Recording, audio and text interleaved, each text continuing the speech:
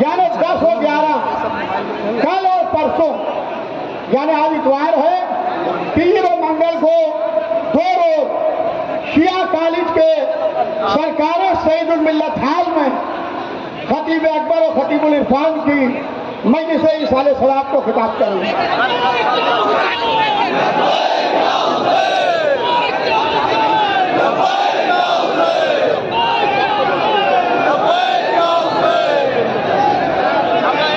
اور آپ حضرات، یہ مجلس شیعہ کالج بغدادہ وکٹوریہ اسٹریٹ میں 9:30 بجے رات کو ہوگی۔ 9:30 بجے، 9 بجے کا وقت ہے، 9:30 بجے علامہ صاحب بیٹھیں گے۔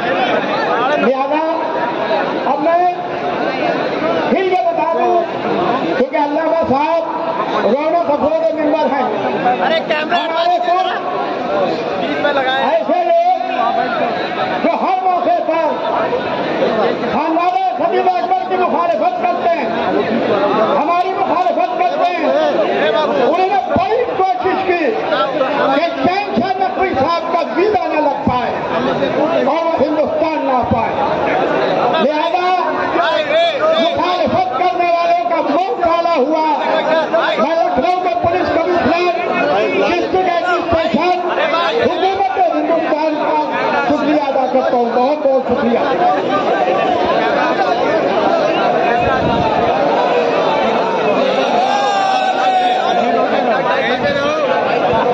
رحم اللہ من قرأ الفاتحہ۔ بسم اللہ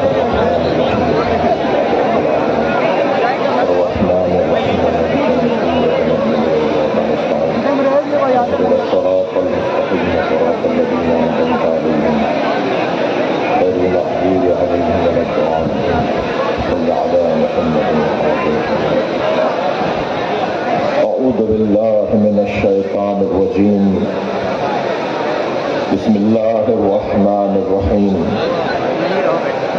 الحمد للہ الذی لا یبلغ نجحته القائلون ولا يحصي نقماءه العادون ولا يعدي حقه المجتهدون، الذي ليس لصفته حد محدود ولا نعت موجود ولا وقت معدود ولا أجل ممدود، وترى الخلائق بقدرته ونشر الرياح برحمته، الصلاة والسلام على الرسول المسدد المصطفى العمجد المحمود الأحمد، سيدنا ومولانا ومولى الكونين جد الحسن والحسين وعاني أبا القاسم محمد،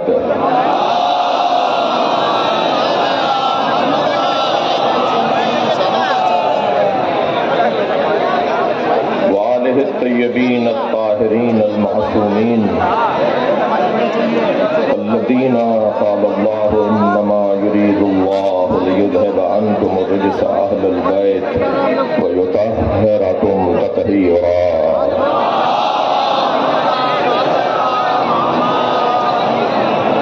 ولعنة الله على أعدائهم أجمعين من يوم عداوتهم إلى قيام يوم الدين. أما بعد، قال الحكيم في قرآن الكريم، بسم الله الرحمن الرحيم، ولقد آتينا موسى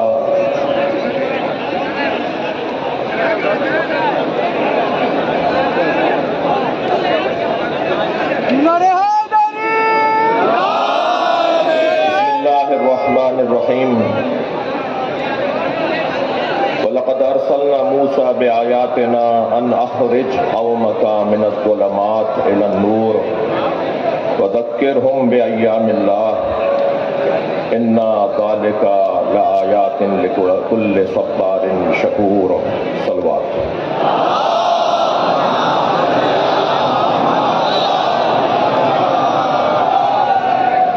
سورہ مبارکہ مریم کے علاوہ سورہ مبارکہ ابراہیم ایک لہجے کی 2 جگہ آیات. وَلَقَدْ أَرْسَلْنَا مُوسَى بِآيَاتِنَا، اور بتحقیق ہم نے موسیٰ کو بھیجا ہے۔ بھیجے ہوئے اور ہوتے ہیں، نکالے ہوئے اور ہوتے ہیں۔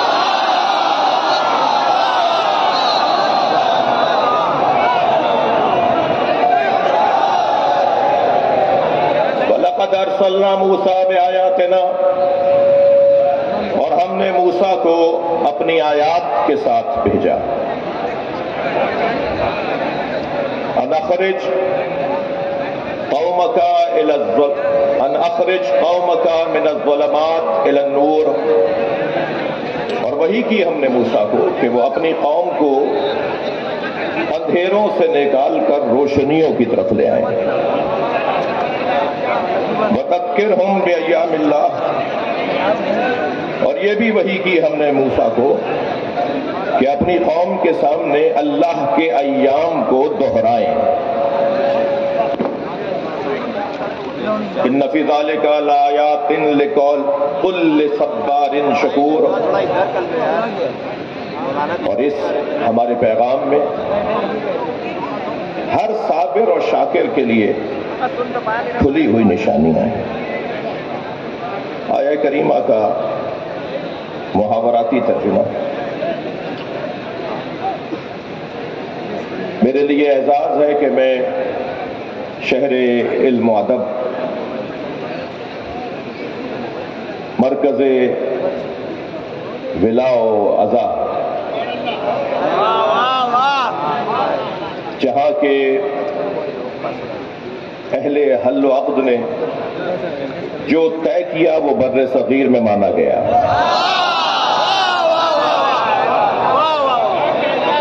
ایک ایسی سرزمین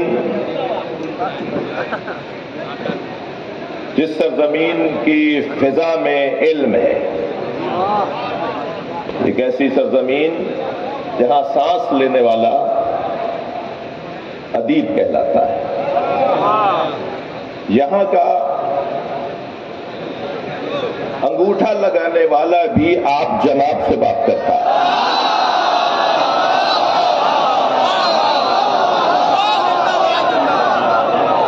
لکھنؤ کے لیے نہیں،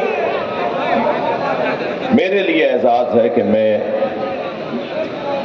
سرزمین لکھنؤ میں تاریخی امام باڑہ آصف الدولہ المعروف بڑا امام باڑہ، اس میں خطاب کے لیے حاضر ہوا ہوں۔ یہ میری عزت ہے، اور شاید یہ منظر جو میں اپنے وطن میں سال میں 2-4 مرتبہ دیکھتا ہوں، مخصوص ایام میں اس طرح کا رنگ تیار ہوتا ہے۔ یہ ایک بہت بڑا پیغام ہے۔ یہ سب خاموش رہ کے پیغام دے رہے ہیں کہ دونوں وطنوں کے لوگوں میں محبت ہے۔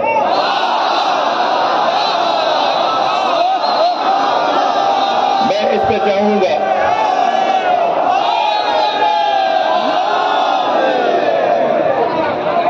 میں آج اس طرف سے اس طرف محبتوں کا سفیر بن کر آیا ہوں، اور یہاں کی محبتیں شاید ہی میرے وطن کے کسی شہر میں اس وقت کی مجلس نہ سنی جا رہی ہو۔ تو اگر میں یوں کہہ دوں کہ یہ مجلس صرف لکھنؤ میں نہیں ہو رہی، یہ مجلس بر صغیر میں ہو رہی ہے۔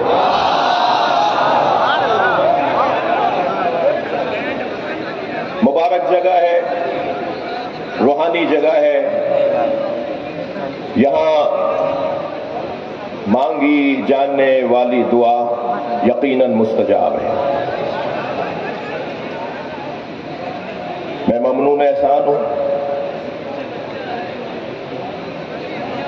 خطیب اکبر مولانا مرزا محمد اطہر نور اللہ مرقدہ الشریف، خطیب العرفان مولانا اشفاق مرزا اشفاق نور اللہ مرقدہ الشریف کے خانوادے کا، خاص طور پر میرے بھائی جو ہندوستان کے लाखों दिलों में रहते हैं। ये अगर एक आवाज दें तो इस मुल्क के मुसलमानों को जोड़ सकते हैं, और ऐसा मुशाहिदे में है। मौलाना मिर्जा मोहम्मद यासूब अब्बास और जानशीन खतीब अकबर मिर्जा मौलाना एजाज अतहर, मैं उनके भाइयों का, उनके खानवादे का ममनून हूँ। अभी खास तौर पर सदर दरवाजे से यहाँ तक आने में जिन मोहब्बतों का मैंने मुशाहिदा किया, शायद मुझे मरने के बाद भी काम आएंगी।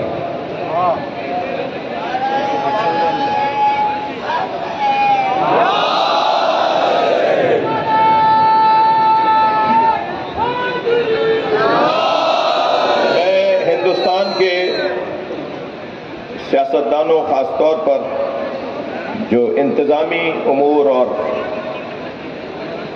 मुल्क के हिफाजती इदारे हैं, उन्हें भी अपने दिल में खास मोहब्बत के साथ रख कर जाऊंगा कि उन्होंने आज की इस मजलिस के इनेकाद में किसी भी तरह की रुकावट को खातिर में न लाकर मजलिस के इनेकाद में ताउन फरमाया। वक्त गुजर जाता है, काम रह जाता है, और काम भी गुजर जाता है, इल्म रह जाता है। इरशाद हजरत हदीयत, वलक़द अरसलना मूसा बिआयातिना, हमने मूसा को अपनी निशानियों के साथ भेजा है। मेरे जवानों, तुम्हारी मोहब्बत तो मेरा बहुत बड़ा सरमाया है। हजरत मूसा को अल्लाह ने आयात के साथ भेजा है, तैयारी के साथ भेजा है। कुरान फार्मूलों की किताब है, कुरान उसूलों की किताब है। कुरान हर नबी के साथ ये नहीं कहेगा, अल्लाह हर नबी के साथ ये नहीं कहेगा कि हमने अपनी आयात के साथ भेजा है। अगर एक नबी के साथ भी ये कह दिया गया कि हमने भेजा है, तो इसका मतलब ये है कि जमीन उनका वतन नहीं है, वो कहीं और से आए हैं। लिहाजा उनका वहां जाना कमाल है, मगर उससे बड़ा कमाल उनका यहां रहना है। मैं अगर अपने अल्फाज को और रोशन तर कहूं कि नबी का मेराज पे जाना कमाल था, इसलिए कि कुरान मजीद ने सुभान अल्लज़ी असरा बिअब्दिही कहकर नबी की मेराज को याद किया है। नबी का मेराज पर जाना कमाल था, मगर नबी का जमीन पर रहना उससे बड़ा कमाल था। मुझे एक बुजुर्ग आलिम दीन के दो मिसरे याद आ रहे हैं। वो फरमाते हैं कि एक शब का जिक्र क्या है जाने वाले अर्श पर, एक शब का जिक्र क्या है जाने वाले अर्श पर, तेरी सारी जिंदगी महराज ही महराज। लिहाजा उनका वहां जाना यकीनन, और वो अल्लामा हिल्ली ने तो 100 से ज्यादा महराजें लिखी हैं, वो जो जब चाहते थे चले जाते थे। तो क्या खूब जुमला किसी बुजुर्ग से मैंने सुना कि वो जब चाहते थे चले जाते थे। वो जो कुरान में मेराज का तस्करा हुआ है वो ऑफिशियल सफर था, वो सरकारी सफर था। तो ये वहां से भेजे गए हैं, ये वहां से आए हैं। एक नबी के साथ अगर कह दिया कि ये वहां से हमने भेजे हैं, और भेजे भी निशानियों के साथ हैं, तैयारी के साथ हैं। ऐसे ही अगर एक नबी मां की गोद में ये कहे कि मैं नबी हूं, तो क्या जरूरी है कि हर नबी के साथ ये लगाया जाए कि ये जब दुनिया में आते हैं तो वहां से नबी बनकर आते हैं? हजरत ईसा अलैहिस्सलाम की मादर गिरामी से कहा गया कि ये बच्चा कहां से ले आई, तुम्हारे तो बाप भी ऐसे नहीं थे, तुम्हारी तो मां भी ऐसी नहीं थी। और उधर हजरत मरियम को कह दिया गया कि आप चुप का रोजा रखें, आपका काम खामोश रहना है। हमेशा खामोश रहने वाला जाहिल नहीं होता।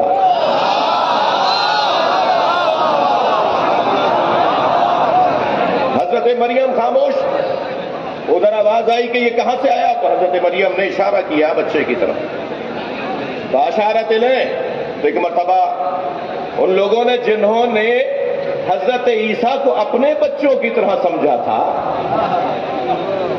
بڑے پیغامات ہیں حضرت عیسیٰ جو انہیں اپنے جیسا سمجھے پھر ان کا انجام کیا ہوگا ذرا محسوس کیجئے گا۔ جنہوں نے حضرت عیسیٰ کو اپنے جیسا سمجھا انہوں نے کہا کیفا نکلمو من کان فی المہد صبیا، یہ بچہ ہم سے کیسے بات کرے گا جو ابھی ماں کی گود میں ہے، ابھی تو گہوارے میں ہے۔ تو جنہوں نے اپنے بچوں جیسا سمجھا انہیں پیغام ملا کہ خبردار، عیسیٰ گہوارے میں بول سکتا ہے تو عیسیٰ وہ ہے جس کی ماں کو بیت اللہ سے بھیجا گیا تھا، اور ایک اور بچہ آنے والا ہے کہ جس کی ماں کو کعبے میں بلایا جائے۔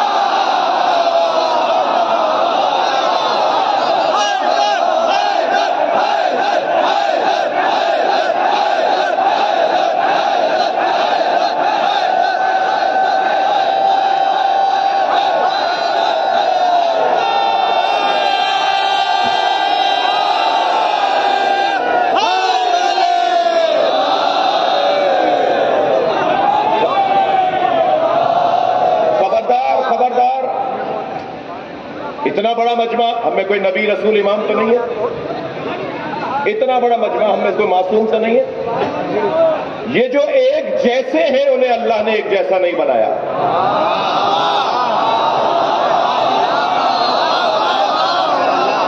بھائی اہم ترین دستاویزات پہ دستخط کے بعد انگوٹھا لگوایا جاتا ہے۔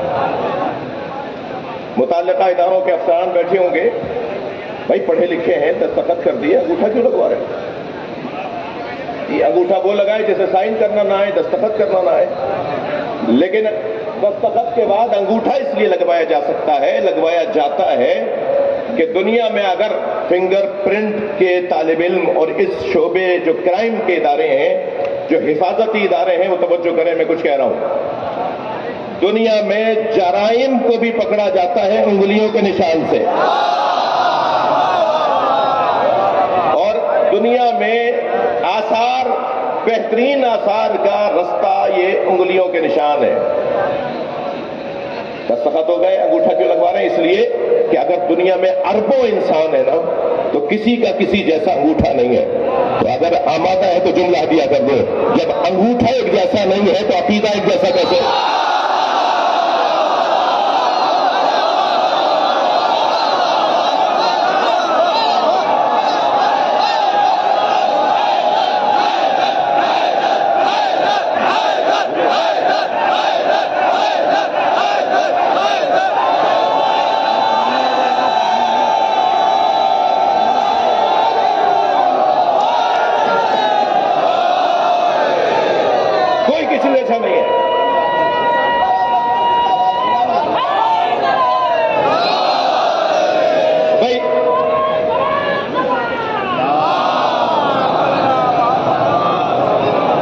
اسکول میں دو بچوں نے داخلہ لیا،